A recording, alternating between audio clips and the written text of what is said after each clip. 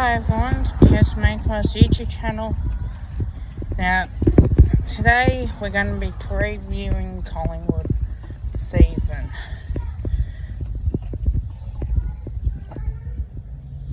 But I have thought of how I'm going to do this, and I know I expect us to be in the top 4, but the way I want to address it is I want to address it straight out. Now, last year we've had obviously the hub situation. God knows what's going to happen this year. I am excited this year that footy's back. I'm not showing it, but there is a little bit of doubt on.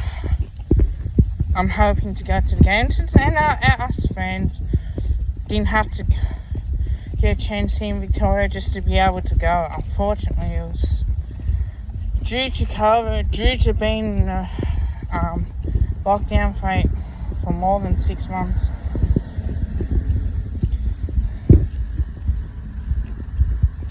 But we had our second wave due to the hotel quarantine, and it's not the same as going to the game, wearing the Guernsey, showing off on who you bag for, and just really, getting it over and done with as well. It's not like, you're happy when the team wins. Who would have thought that we would have to play Carlton at the Gabba? No one would have thought that.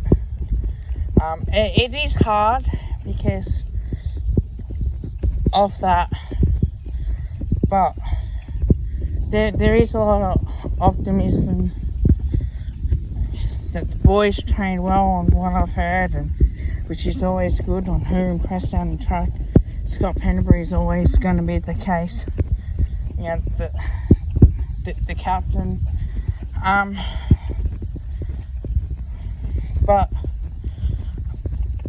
I will say that we had a terrible trade period. We had a good draft. There are a couple of players I think that will lift and will step up this year. And that is Josh Dacos. Certainly, I feel he kicked goal of the year against Sydney. It was a good moment, but I think he might be able to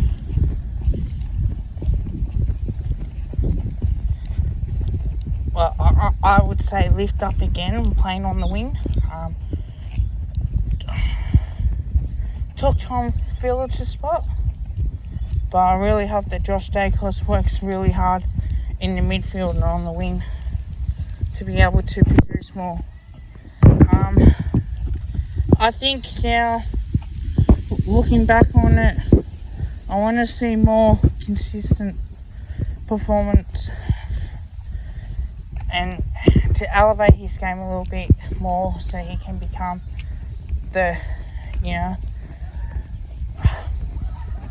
probably at least play well in the finals, and hopefully that we make it into a grand final.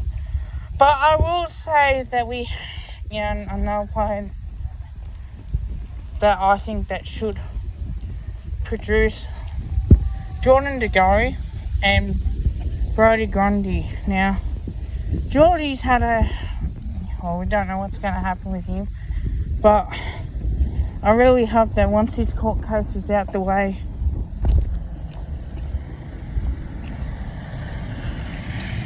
that we can produce.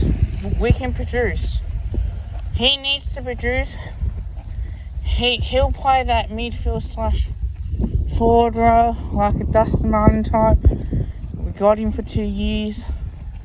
I think that he needs to start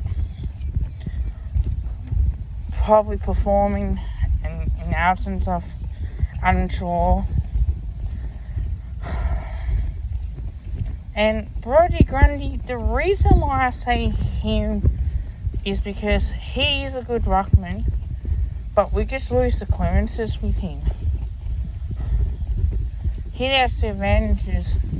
It's not always there. So I think if he can produce that and perform, I think we are going to get the job done. I really do think that. Probably another player that I feel that has to perform, Darcy Moore. Got to keep improving. Simon, I think it's a 3-year deal, and I hope that he can contribute more and show his head up high as well, and able to produce the way he's played. So they're the ones that probably sort of ones. The draft, I'm not too sure who will play. I think that'll be up to the club. But the one thing I will say, no more headlines, no more breaching COVID. I don't want to see that. The coach and Brendan Sanderson still sub on them. We don't need to be in the headlines for the wrong reasons. We need to stay out of them. We need to be in the headlines for the right reason. Because it gives the media a chance to talk about us and a chance to criticise us. As much as people like Caroline Wilson, who are very critical of Eddie Maguire when he opens his mouth and has an opinion on something.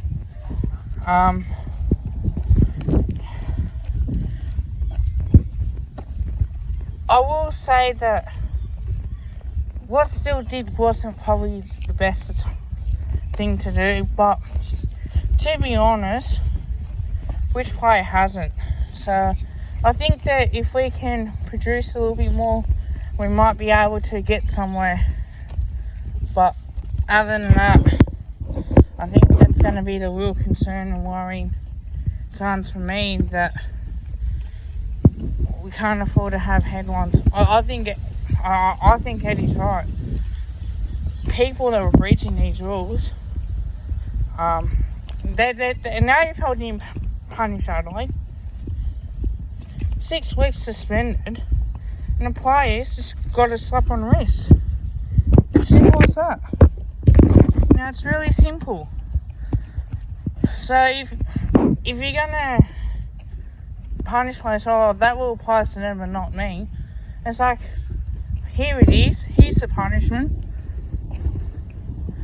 But if you don't like it, then we'll arrange for you to come home. And I think that's what you're saying. Like, if players or coaching staff or family members of them don't agree or don't like the rules or where it is, send them back home, because the rest of us were suffering last year with no footy. So that's the way I see it, as much as possible. I do like to see, probably they will continue with that as much as possible, but we'll never know on that particular issue. Now, I will say that we have to produce.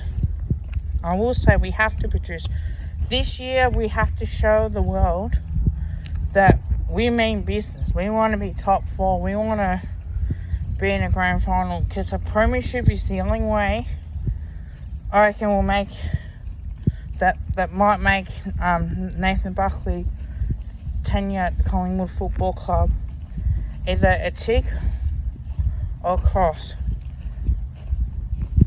That will be in the opinions of some people as well.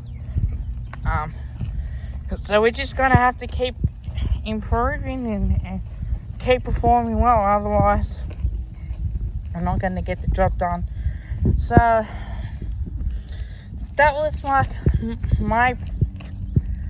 preview, maybe part 1 of it. Might do a long preview on like the fixture and that as well, so we can sort of get on where we're at and probably get to the wins a little bit more.